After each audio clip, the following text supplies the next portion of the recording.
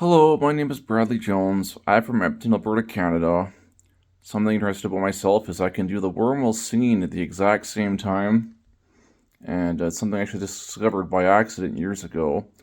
I um I have Tourette's, which is why I like jostle around like this. There's these things called tics, and they're involuntary movements that some people call twitches, because there's a chemical imbalance in my brain. So hence, I've had that struggle for all my life, and that's I will always have it for the rest of my life, and that's just it's just life. It's just part of mortality. Um, Another thing is, this is class about families. When it comes to my role in my family, I am the oldest of the oldest of three kids, and I'm the only boy of all the kids. I'm not married yet. I have a, I have a 4-year-old niece, and I have uh, I have many aunts and uncles. When it comes to what I hope to learn in this course, I hope to learn how to have a happy, successful family situation. I and how to how to be how to help how to ensure that my family ends up well. When I have my own family, get married someday, and hope the kids turn out well, and to learn the best approaches to be a good parent and to raise good kids that turn out well.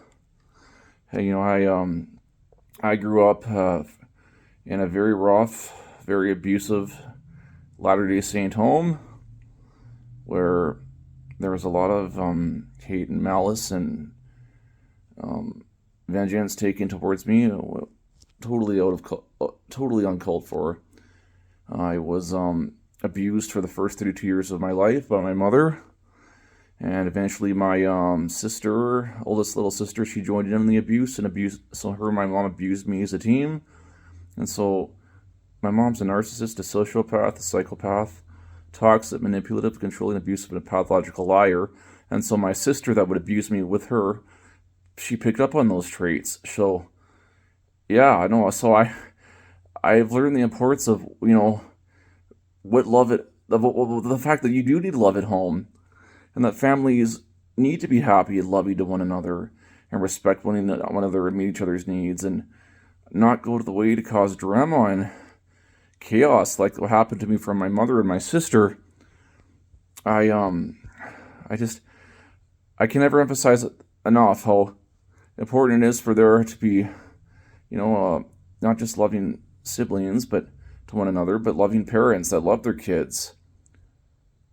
Because to be honest, my mother doesn't love me, and she never did, and that deep down it still hurts me. And family is a big deal to me, and I look forward to having my own family when I'm married someday. It's going to be great, just to give my kids a better life than I grew up in. Having, ran away from my family, extended and direct family, severing ties with them 3 years ago, I've never been happier. And I just want to make sure that my future kids, they never have those kind of experiences, because I would never, ever, ever treat anyone the way I was treated by my mother or by my sister. I would never do that. And I'll do everything in my power to make sure that my kids feel loved, and that they feel important, and they feel needed, and that they feel that their needs are not neglected. I'm